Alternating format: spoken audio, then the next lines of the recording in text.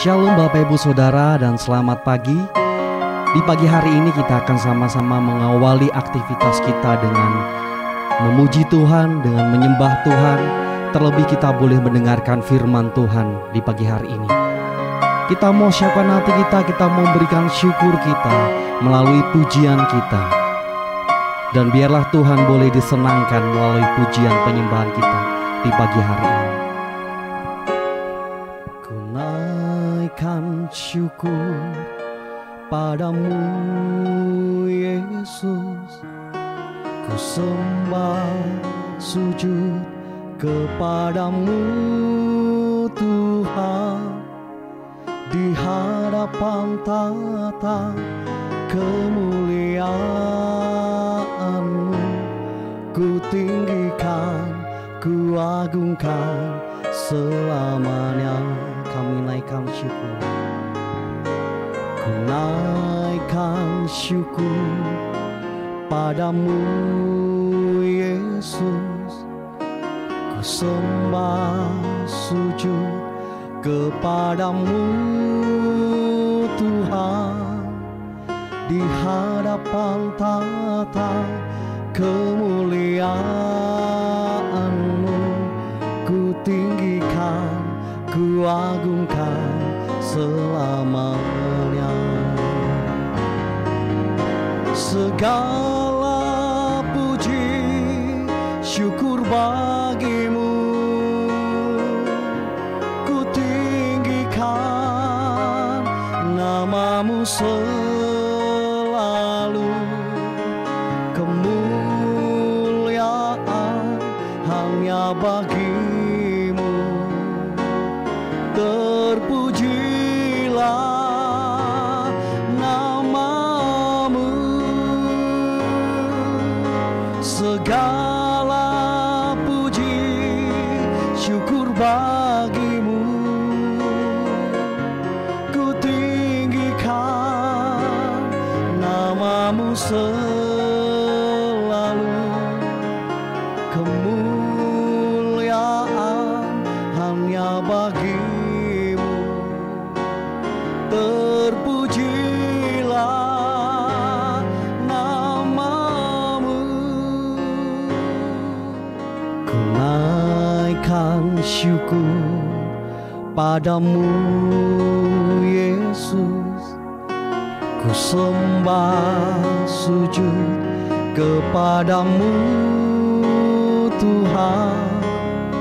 Di hadapan tata kemuliaan-Mu, ku tinggikan, ku agungkan selamanya. Segala puji syukur bagimu, ku tinggikan namamu selalu. Kemuliaan hanya bagimu, terpujilah namamu. Segala puji syukur bagimu, ku tinggikan namamu selalu. Kemuliaan hanya bagimu, terpujilah namamu. Segala puji syukur bagimu, ku tinggikan namamu selalu. Kemuliaan hanya bagimu, terpujilah namamu, terpujilah, terpujilah namamu, terpujilah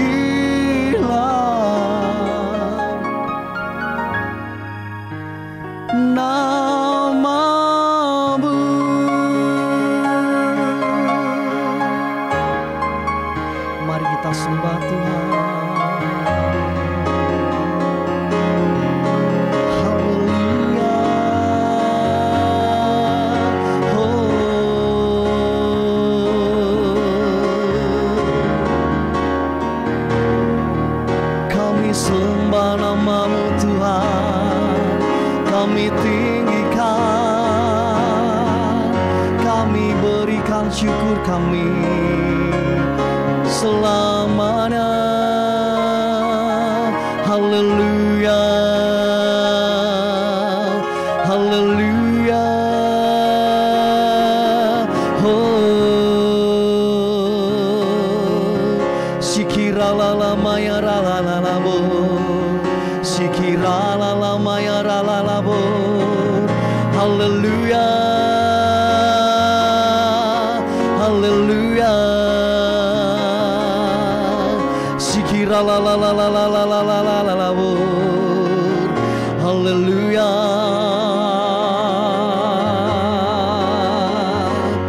haleluya. Syukur bagi-Mu Tuhan. Haleluya. Kami bersyukur Tuhan untuk pagi hari ini. Kami sudah memuji dan memuliakan nama Tuhan. Dan sebentar Tuhan kami akan duduk diam dengarkan firman-Mu. Berbicaralah atas kami semuanya. Kami siap untuk mendengarkan firman Tuhan di pagi hari ini. Tuhan berkati hamba Tuhan yang akan menyampaikan firman Tuhan. Apa yang keluar dari bibir hamba-Mu ini semuanya berasal dari Engkau. Terima kasih Tuhan, hanya di dalam nama Tuhan kami Yesus Kristus kami sudah berdoa dan mengucapkan syukur kami. Haleluya, amin. Bapak Ibu yang dikasihi Tuhan, bertemu kembali dalam doa pagi online. Tentu kita berharap kita semua dalam kondisi baik-baik. Saudaraku yang dikasihi Tuhan, pada pagi hari ini kita masih berbicara tentang restorasi perkataan. Perkataan yang dipulihkan. Berbicara tentang perkataan sesuatu yang luar biasa yang harus kita lakukan. Sadar atau tidak sadar seringkali perkataan kita membuat hati seseorang luka. Bahkan kepada orang yang terdekat, kepada keluarga, kepada sahabat, kepada pimpinan, bahkan tidak menyadari seringkali perkataan itu membuat kecewa orang lain. Nah, saudara yang dikasihi Tuhan, pada pagi hari ini kita akan belajar bagaimana restorasi perkataan, perkataan yang dipulihkan. Mari kita belajar bersama-sama di dalam Amsal pasal 18 ayat 21, demikianlah kebenaran firman Tuhan. Hidup dan mati dikuasai lidah. Siapa suka menggemakannya akan memakan buahnya. Saudaraku yang dikasihi Tuhan, berbicara tentang lidah atau perkataan ini sesuatu yang luar biasa. Melalui perkataan, melalui lidah, bisa orang lain diberkati, tetapi kadang juga melalui lidah, perkataan kita, orang lain mendapatkan kutuk. Lidah seperti sebuah senjata di tangan seseorang. Sebagaimana senjata itu bisa mendatangkan sesuatu yang baik atau jahat, tergantung bagaimana seseorang menggunakan. Dan namun kita sebagai orang percaya, kita diingatkan agar menggunakan perkataan yang membawa berkat, yang menjadi berkat, bukan caci makian atau kutuk kepada orang lain. Nah, pada pagi hari ini ada dua hal yang saya sampaikan. Bagaimana agar kita, perkataan kita bisa menjadi berkat. Yang pertama adalah perkatakan dalam setiap perkataan kita hal-hal yang positif. Perkataan kita membangun, konstruktif, bukan negatif.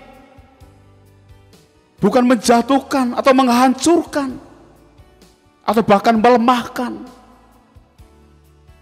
kepada diri kita sendiri, bahkan terhadap orang lain. Coba kita baca bersama-sama di dalam Efesus pasal 4 ayat yang ke-29. Janganlah ada perkataan kotor keluar dari mulutmu, tetapi pakailah perkataan yang baik untuk membangun di mana perlu, supaya mereka yang mendengarnya beroleh kasih karunia.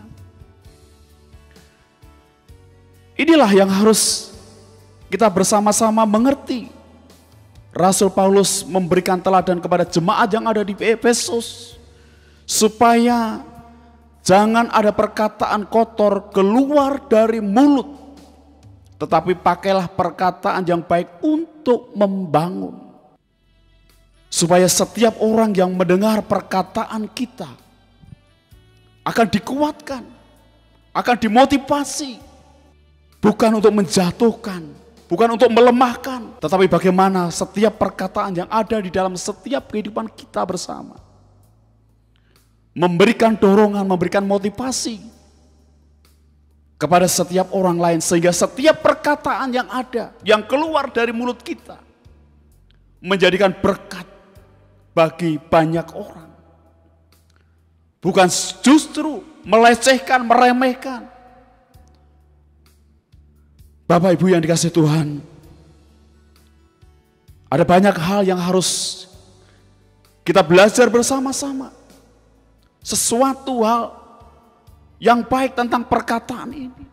Saya secara pribadi kadang tidak menyadari atau tidak sadar tentang perkataan yang sering saya ucapkan kepada orang lain, bahkan kepada orang-orang yang terdekat kita, kepada pasangan kita, kepada anak-anak kita. Tanpa sadar, kadang perkataan kita membuat seseorang kecewa. Tetapi pada saat pagi hari ini kita diingatkan kembali agar setiap perkataan yang keluar dari mulut kita, perkataan yang positif, yang membangun, yang konstruktif, bukan menjatuhkan, melemahkan. Biarlah pada pagi hari ini setiap perkataan yang keluar dari mulut kita, perkataan-perkataan yang menjadi berkat bagi banyak orang. Hal yang kedua, saudaraku yang dikasihi Tuhan, kita percaya bahwa setiap perkataan orang percaya memiliki kuasa. Dalam setiap perkataan ada kuasa. Perkataan firman itulah yang membawa pemulihan dalam kehidupan. Perkataan firman itulah yang membawa perubahan di dalam setiap kehidupan kita. Ketika kita berdoa kepada orang yang sakit, kita katakan dalam nama Tuhan Yesus sembuh, maka terjadilah kesembuhan. Ketika orang dalam kelemahan, ketika kita memberikan dorongan, motivasi, terjadi satu semangat, gairah oleh karena perkataan kita. Sehingga dalam hal ini bahwa di dalam perkataan ada kuasa. Ketika Yesus berlayar bersama dengan para murid, ketika ada badai yang mengamuk, Yesus berkata, diamlah, tenanglah. Seketika itu badai teduh dan diam. Markus pasal 4 ayat 35 sampai 41, demikianlah kebenaran firman Tuhan. Pada suatu hari, waktu hari sudah petang, Yesus berkata kepada mereka, marilah kita bertolak ke seberang. Mereka meninggalkan orang banyak itu lalu bertolak dan membawa Yesus beserta dengan mereka dalam perahu di mana Yesus telah duduk, dan perahu-perahu lain juga menyertai dia. Lalu mengamulah taufan yang sangat dahsyat dan ombak menyembur masuk ke dalam perahu, sehingga perahu itu mulai penuh dengan air. Pada waktu itu Yesus sedang tidur di buritan di sebuah tilam.